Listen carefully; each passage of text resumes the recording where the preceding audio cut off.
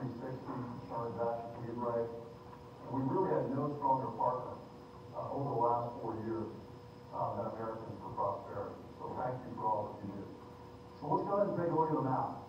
We have 36 governor's races this year, a majority of our governor's races.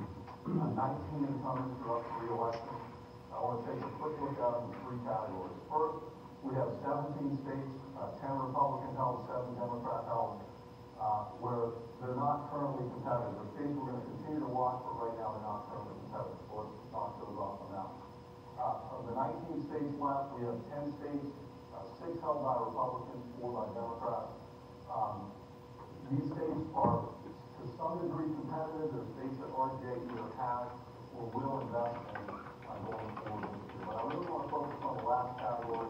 9 states are most competitive, 6 states with Republican governors, 3 where we have pickup opportunities. The 6 states, Michigan, Ohio, Pennsylvania, Florida, Wisconsin, and Maine, with Republican incumbent governors. These are 6 states that Barack Obama has won twice. These are the 6 states that the public sector unions and the Steyer brothers have publicly targeted.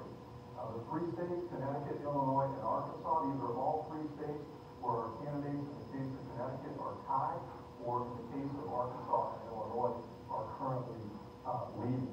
There are 4 states among this group that have been identified as priorities of this seminar. So I want to take just a couple minutes and take a closer look at these states. The first is Florida. Florida is obviously a critical battleground state. This will be the most expensive race this cycle, Senate or governor. Well over $100 million, maybe as much as $150 million, will be spent in Florida this year alone. This will represent the largest single expenditure in the RGA's history. The RGA will spend likely more than $20 million in this state alone this year. Again, a state that's been publicly targeted by the Steyer brothers. It's going to be a very hotly contested, expensive race this year.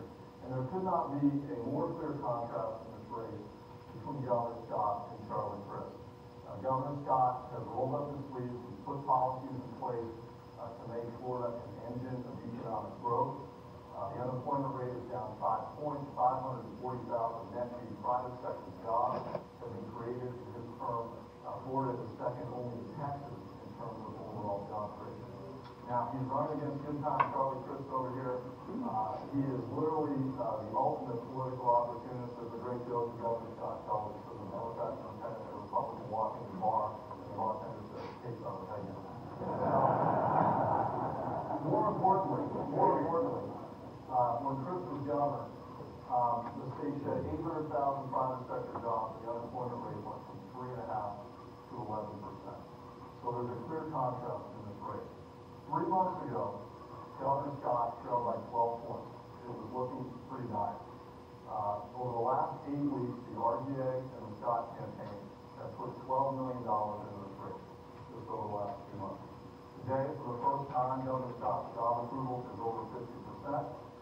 Charlie Crist's net image has come down a net 15 points in the last 2 months. And most importantly, the ballot is tied. In Wisconsin, because of your support, the 2012 recall, the story is very clear. Governor Walker's reforms are working. He's taken a $3.6 billion budget deficit, turned it into $1 billion surplus, $1 billion in tax relief. He's cut taxes 3 times already this year alone. 100,000 net new private sector jobs. The unemployment rate is at the lowest point since 2008. And a statistic I think you'll all care about, given how heavily involved AFP and other groups were in the recall. Since the collective bargaining reforms were in place, teachers union membership in Wisconsin is down 16%.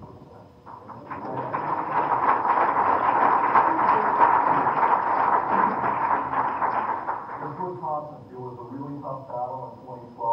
AFP was a tremendous partner, and it still has very polarized electorate there.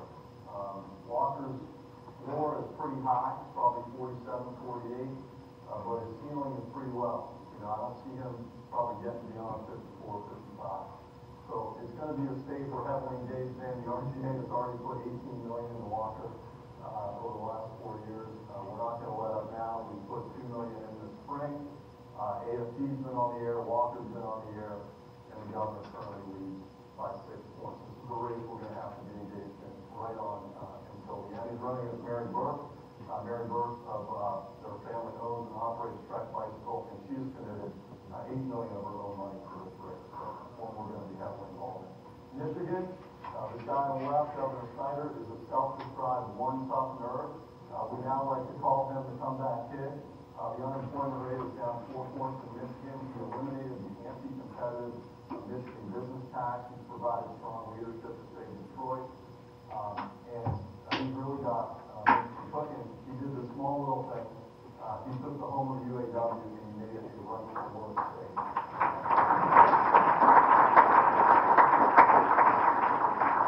Now the unions, as you can imagine, are a little fired up. They're not very happy with Governor Snyder. They've already spent $3 million this spring. We'll be spending a lot more in the fall. As Mark referenced, this is a state where Governor Snyder currently leads by 8 points. He's running anywhere between 10 and 15 points ahead of Terry Lynn Land. I think he's going to lead the ticket. It's also a state where the RGA already has, can, and will continue to directly invest into the state party. So our investment with the RGA can impact get out the vote efforts that are going to help Terry Lynn Land in that Michigan Senate race. The last state is Arkansas, another state where we have a competitive Senate race. A great candidate, Tom Koch. It's an open seat for governor. Retiring outgoing governor Mike Beebe, Democrat, is very popular. Mike Ross, the Democrat. The Democrats are all in Arkansas, both on the Senate side and the gubernatorial side. They've already spent $3 million this spring. They started early. They started in January. They finished that flight of TV and ate the Hutchinson Trail by 4 points. The RGA went out and spent about $2 million tying Mike Ross, a former congressman, to Nancy Pelosi, Barack Obama, his pointed out his vote on the stimulus and the auto bailout. And today, he's the lead by 8 points. Again, another state where our candidate for governor, Republican candidate for governor, is running ahead of our U.S. Senate candidate, and it's a state where the RGA is investing literally millions of dollars in the get out the vote activity. So those are 4 states that have been identified as priorities for this seminar. When I take a look back, when I take a step back and just kind of look at 30,000-foot view, what this election is shaping up to be, I'm optimistic, I think, for 3 reasons. First, the political environment is good and it's getting better. Obama stuck at 42 nationally, and of course, there's no signs of life for him politically.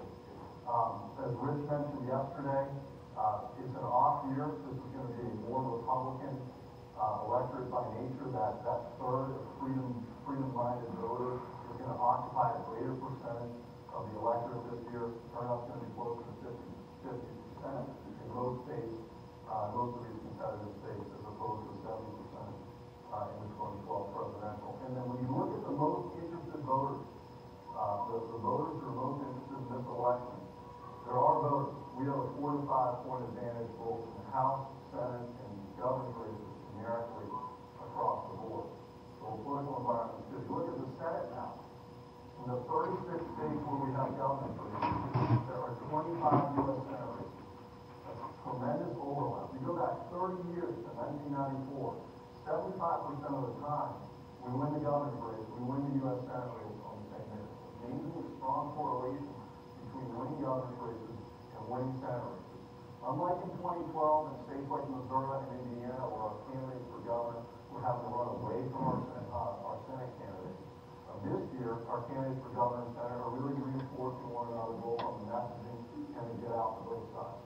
In 4 states, in Arkansas, Michigan, Georgia, and Iowa, our candidates for governor are running anywhere between 5 and 15 points ahead of our candidates for U.S. Senate. And again, these are 4 states where the RGA has spent well over $5 million in these 4 states to impact get out the vote populations to help our Senate candidates. And then finally, and most importantly, our governors are getting results, and their states are moving in the right direction. Our governors inherited a mess in 2011. They turned deficits into surpluses without raising taxes. They reformed their education, their pensions, their health, their tax, job creation, job one. They put policies in place to make the state engines of economic growth. The most important thing, really the most important indicator is as to governors, incumbent governors' re-election prospects as we stand here today, is how voters perceive the direction of the state. You look at this question, this is the net change, this slide, the net change from 2011 when they asked this question to today. 5 of the 6 most competitive states are Republican governors. Look at that net change in that right track number. 36 points in Ohio, 25 points in Florida. Democrats have a very different story to tell. So we mentioned Illinois yesterday in one of the presentations. If you ask the question in Illinois, 19% of the voters in Illinois think the state's moving in the right direction. Just 19%. We have a great argument for change in Illinois. Our Republican governors can very easily answer the question, are you better off than you were 4 years ago? This is a key indicator for the re-election prospects of any city governor as we sit here today, 4.5 months out. So with that, I want to thank you for your support. I want to thank David specifically for his very strong support of the RGA and AFP's great partnership over the last 4 years. We're going to be keeping the foot on the gas here over the next 4.5 months. Thank you all so much.